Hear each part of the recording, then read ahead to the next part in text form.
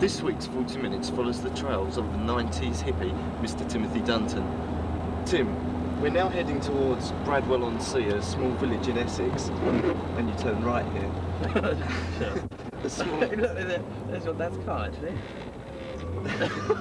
A small village in Essex, where you are making an annual pilgrimage to St. Peter's Chapel, the oldest chapel in the country.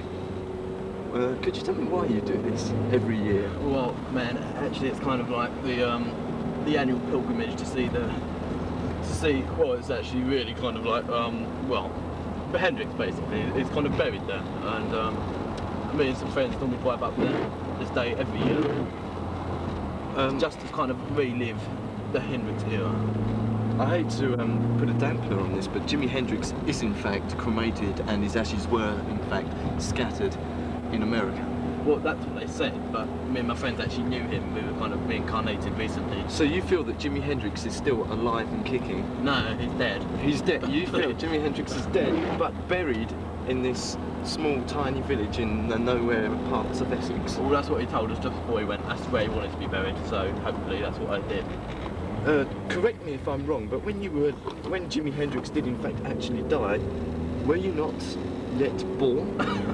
Well, I was actually like kind of recently reincarnated, and well, actually the original Tim Dunton was actually died on a motorcycle, but I came back instead of him and pretended to be him ever since. Next right.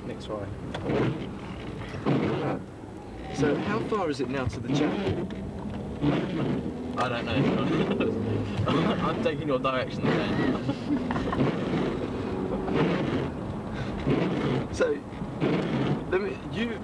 So, you're a hippie, but you have a very interesting job, I'm told, Mr. Dunton. No, well, I did. I've just given it up. Any particular reason for this? Well, I got pissed off with the smell of toilets.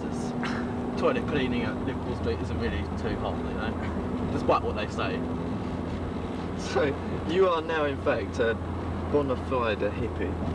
Well, apart from the hair, and I'm trying to grow it at the moment, you know what I mean, but kind of like, it's pretty difficult when you're actually bald. I just have to get a new wig. So you are in fact bald as well? Completely, yeah. And if we could just have a zoom in down here, Mr. Dunton is in fact wearing rather large flares. Offensive. Well, I mean, it's all part and parcel of the whole Hendrix era, isn't it? Like, and I wouldn't really feel I'd be doing him justice unless I wore a pair of serious bells. Tell me, do you get a lot of problem from people's views and attitudes to hippie? You mentioned the word hippie and sort of like people sort of like reel back and want to immediately kick the bastard in. Well, it was happened a few times, like, and in fact the reason why I was bald is because I was kind of infected with plutonium by a bunch of skinheads about a year ago. So it's pretty depressing, but that's the way it goes, man. And so you've no thoughts of changing your views on life? No way, no. Now, I understand that we're now some 400 yards from where we have to park the car. Well, thanks, Dan.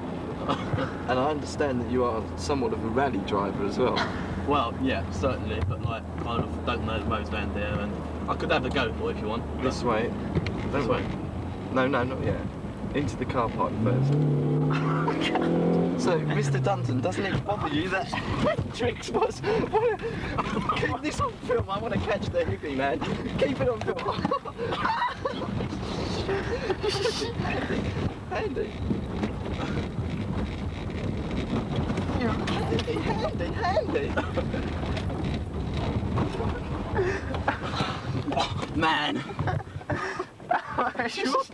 Do you often feel like that, Mr. Dunton? Excuse me one moment. I'm afraid... As you can see, it's a cold January morning, and Tim has in fact gone to the chapel somewhere in the distance over there to pay homage to his fallen idol, Jimi Hendrix, who he strongly believes is buried there. Unfortunately, Tim would prefer it if we didn't actually film him while he paid homage, so we'll just wait until he gets back. Thank you.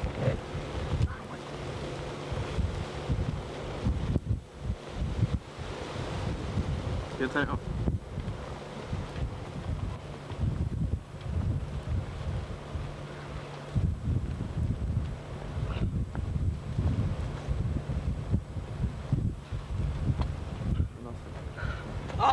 modern experience. Back here in our makeshift shipyard, I have Tim straight from his ordeal with his fallen idol, Jimi Hendrix. Tim. Man, what can I say? It was unbelievable. And let me just turn the windscreen wipers off a minute. Wait. Yeah, what more can I say? I mean, I just went up there. You wouldn't believe it. I don't suppose any of the viewers will actually believe this.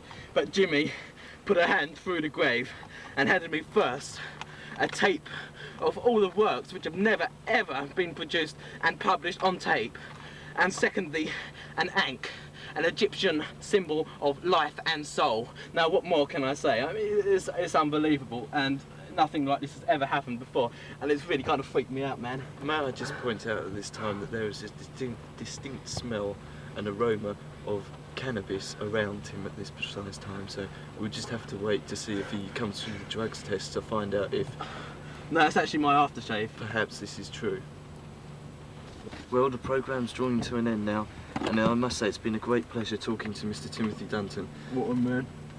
It's your cannabis, but it's in a mobber packet. Timothy, thank you very much indeed. Wrong hand, actually. I hope one day you find Jimmy. I found him, man. I knew you wouldn't believe me. Stop.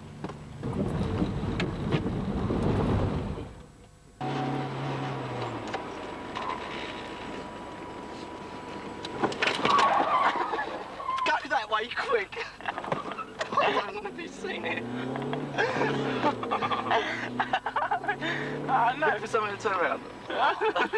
Hey, that wasn't a turning after all.